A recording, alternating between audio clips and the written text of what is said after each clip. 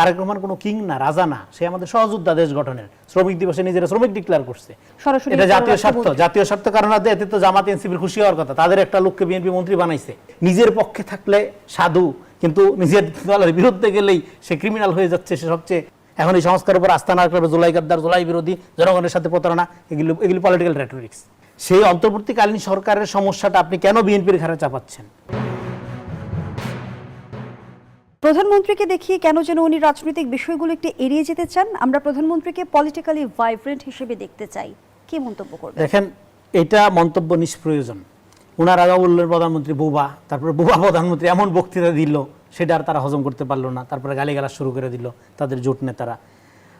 আসিফ মাহমুদ সজীব ভুঁইয়া কি খুব politically vibrant বক্তব্য রাখছেন, পলিটিক্যাল ভাইব্রেন্ট আচরণ করছেন? যদি করতেন আপনি আচরি ধর্ম কহ পরে, তাহলে উনি বলতে পারতেন। হ্যাঁ, তারপরও বিরোধী দলের নেতা হিসেবে উনি সমালোচনা করতে পারেন। সেক্ষেত্রে মানে রাজনৈতিক আচরণ কোনটা কি হবে, এটা আমার মনে হয় না যে মানে তারেক রহমান তো বটেই, বাংলাদেশের কোনো মানুষ, রাজনীতি সচেতন মানুষ আসিফ মাহমুদ সজীব ভুঁইয়ার মুখ থেকে শুনতে চায়। তারপরও আমি এটা রেসপন্স করবো। আপনি যেহেতু প্রশ্ন করেছেন, এই প্রশ্নের মধ্যে, এই আকাঙ্ক্ষার মধ্যে একটা ভয়াবহ ফ্যাসিবাদী আকাঙ্ক্ষা লুকায়িত আছে আসিফ মাহমুদের আকাঙ্ক্ষার মধ্যে। সেটা হলো myth of strong leadership. Strong leadership politically সবসময় ভাইব্রেন্ট, সবসময় শত্রু খুঁজে বেড়াবে, চিৎকার করে কথা বলবে, হ্যাঁ, বিরোধী পক্ষকে ধুইয়া দিবে, গালিগালাজ করবে। এইটাই হলো বাংলাদেশে এতদিনের পলিটিক্যাল কালচারের মধ্যে এরকম একটা প্রধানমন্ত্রী, মানে ইলেক্টেড কিং আমরা দেখতাম, প্রধানমন্ত্রী দেখতে আমরা অভ্যস্ত না। আমরা একটা নর্মাল মানুষ। তারেক রহমান কোনো কিং না, রাজা না, সে আমাদের সহযোদ্ধা দেশ গঠনের। শ্রমিক দিবসে নিজেরা শ্রমিক ডিক্লেয়ার করছে। আমরা তো ওরকম কিং দেখতে চাই না হাসিনার মতো। আমরা একটা সাধারণ মানুষ দেখতে চাই, যে তার বউরে নিয়ে ঘুরতে যাবে, যে তার মেয়েরে নিয়ে খেলা দেখতে যাবে, সুযোগ পেলে সে সিনেমাতেও যাবে, হ্যাঁ, পরিবারের সাথে তার বন্ধনও ভালো থাকবে, রাষ্ট্রীয় ব্যাপারগুলোতে সে খুব এঙ্গেজ হবে এবং একজন সহকর্মী সহযোদ্ধার মতো জনগণের পাশে গিয়ে দাঁড়াবে। আমরা তো এইরকম লিডারশিপই চাইছিলাম। এটাই তো গণতান্ত্রিক লিডারশিপ, এটাই তো দেখে আসছি। এখন তাকে কোন ধরনের পলিটিক্যালি ভাইব্রেন্ট হইতে হবে? হাসিনার মতো? এই জন্য ভাইব্রেশন আমরা বহু দেখছি, আর আমরা ভাইব্রেন্ট দেখতে চাই না। আমরা খুবই কনসিস্টেন্সি রক্ষা করবে এবং জনগণের পালসের সাথে মার্চ করবে, আমাদের মতো সাধারণ থাকবে। দেখেন, এই কথাগুলো মানে শুনতে খুবই ভালো শোনা যায়, কিন্তু মানে এগুলো কতটাই মানে কি বলবো, যে এই অন্তর্বর্তীকালীন সরকারের সময় খলিল সাহেব জামাত এনসিপির সবচেয়ে প্রিয় পাত্র ছিল। তাকে রক্ষা করার জন্য দেশি বিদেশি অ্যাক্টিভিস্ট, বুদ্ধিজীবীরা, সে পৃথিবীর সেরা কূটনীতি বিশেষজ্ঞ, তার এই মেধাকে বিএনপি অবমূল্যায়ন করছে, বুঝতে পারছে না। হ্যাঁ, বিএনপি একটা জাতি বিরোধী, জুলাই গাদ্দার, সংস্কার বিরোধী, হেন কোনো কথা নাই। তো এখন বিএনপি তার এক্সপার্টিসটা কাজে লাগানোর জন্য তাকে ইনকর্পোরেট করেছে নিরাপত্তা উপদেষ্টা থেকে। তাকে আপনার এই এবং পররাষ্ট্রমন্ত্রী তো সে একা না, এই মন্ত্রণালয়ে অপসারণের দাবি থেকে আমরা দেখলাম যে সরাসরি এটা জাতীয় স্বার্থ কারণ এতে তো জামাত এনসিপির খুশি হওয়ার কথা, তাদের একটা লোককে বিএনপি মন্ত্রী বানাইছে, তাই না, যাকে তারা সর্ব অবস্থায় রক্ষা করতেছে। বিএনপি দেখেন, বিএনপি রাজনৈতিকভাবে তো যখন প্রতিবাদ তুলছিল, যখন দাবি জানাইছিল, তখন আপনারা সংহতি জানাইতেন, তখন আপনারা বিরোধীরা তাকে রক্ষা করার চেষ্টা করছেন। ওকে, আপনারা যেহেতু রক্ষা করেছেন, আপনাদের দাবিটা এখন বিএনপি মেনে নিচ্ছে, আপনারা ওয়েলকাম জানান, কথা সুন্দর হয়। কিন্তু এখন আপনারা এখন মার্কিন বরপুত্র হয়ে গেছে, মার্কিনের কি বলে যে একদম মার্কিন পেইড লুক হয়ে গেছে। কিন্তু এর আগে কিন্তু সে জুলাইয়ের সবচেয়ে বড় বিপ্লবের কাণ্ডারি ছিল, বা সবচেয়ে বড় প্রতিভাবান কূটনীতিবিদ ছিল। ফলে এই যে নিজের পক্ষে থাকলে সাধু, কিন্তু নিজের দলের বিরুদ্ধে গেলেই সে ক্রিমিনাল হয়ে যাচ্ছে, সে সবচেয়ে অপছন্দের ব্যক্তি হয়ে যাচ্ছে, এইটা ঠিক না। এইভাবে আলোচনা করে সমাধান হবে না।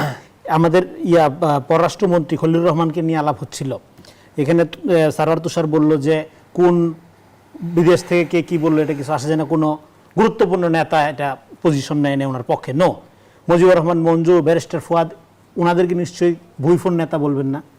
হ্যাঁ, তারা এই খলিলুর রহমান সাহেবের পক্ষে অবস্থান নিয়েছে, তার প্রতিবার প্রশংসা করেছে। বিএনপির যখন তার বিরোধিতা করছিল, তখন তারা বিএনপির বিরোধিতা করেছিল খলিলুর রহমান সাহেবের পক্ষ নিয়ে। ফলে এটা শুধুমাত্র বিদেশ থেকে যারা থাকে অ্যাক্টিভিজম করে অনলাইনে, তারা খলিলুর রহমানকে শ্রেষ্ঠ প্রতিভা আকারে আখ্যায়িত করছে তা না। দেশের যারা রাজনীতিবিদ, গুরুত্বপূর্ণ রাজনীতিবিদ, এখন জোটের তো একটা দলের প্রধান, হ্যাঁ, তারা এটা করছে। ফলে এটা তথ্য হিসেবে সঠিক না। আরেকটা হলো 2001 থেকে 6 সাল পর্যন্ত উনি যদি বিএনপি সরকারের সময় দায়িত্ব পালন করে থাকেন, তারপরে আর সে গুপ্ত হয় কিভাবে? সে তো প্রকাশ্যই জানা কথাই। হ্যাঁ, আর বিএনপি একটা ইনক্লুসিভ পলিটিক্যাল পার্টি হিসেবে এর সাথে গুপ্তভাবে যুক্ত থাকার কোনো সুযোগ নেই। হ্যাঁ, প্রকাশ্যভাবেই থাকা যায়। মাত্রাগত পার্থক্য আছে, কোন লেভেলে অ্যাক্টিভিজমে থাকা। জি, ত্রয়োদশ সংসদের প্রথম অধিবেশনে এই বিতর্ক কেন?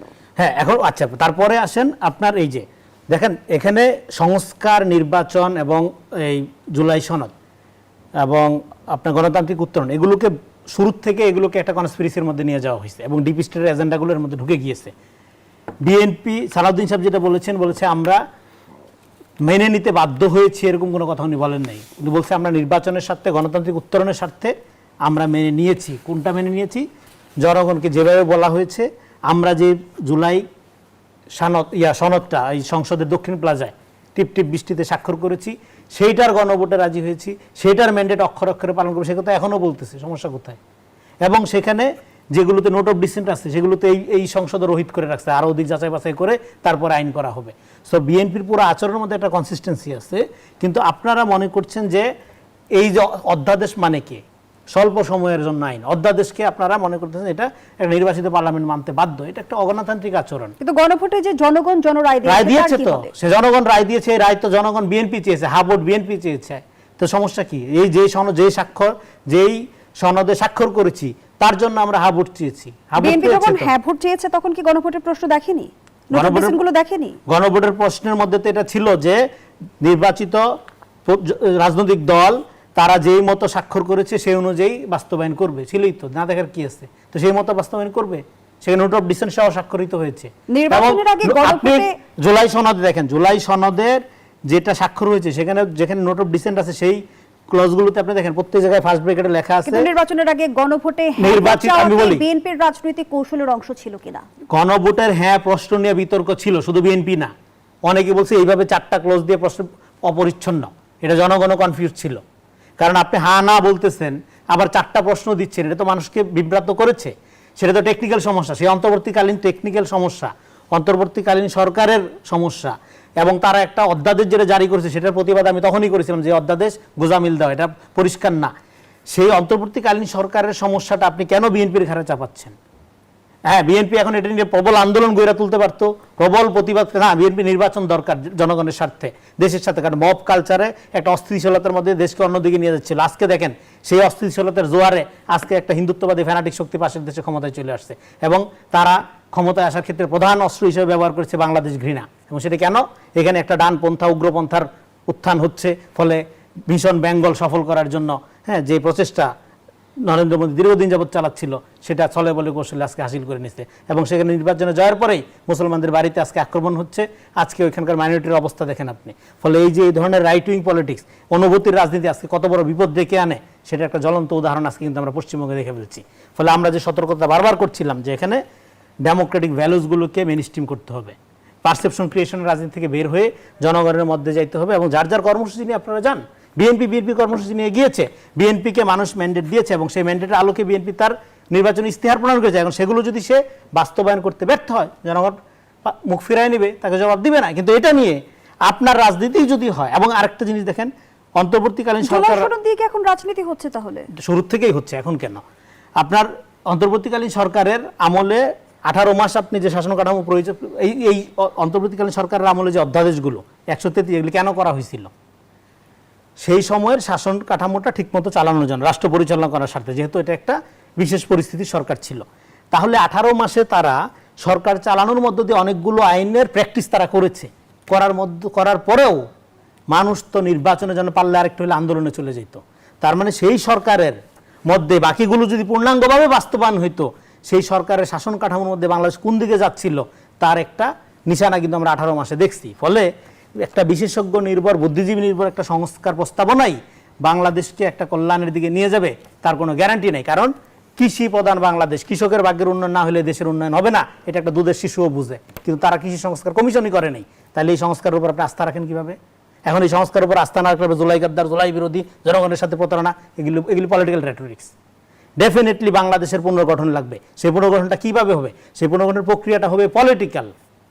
এটা কোনো লিগ্যাল অ্যাসপেক্টে হবে না, এটা কোনো রকম কোনো রেটরিক্যাল বুদ্ধিজীবিতা বিশেষজ্ঞ নির্ভর পদ্ধতি দিয়ে হবে না। আমেরিকান বিশেষজ্ঞতা, লন্ডনের বিশেষজ্ঞতা, এটা বাংলাদেশের গ্রামে গঞ্জের মানুষের ভাগ্য কাজে লাগবে না।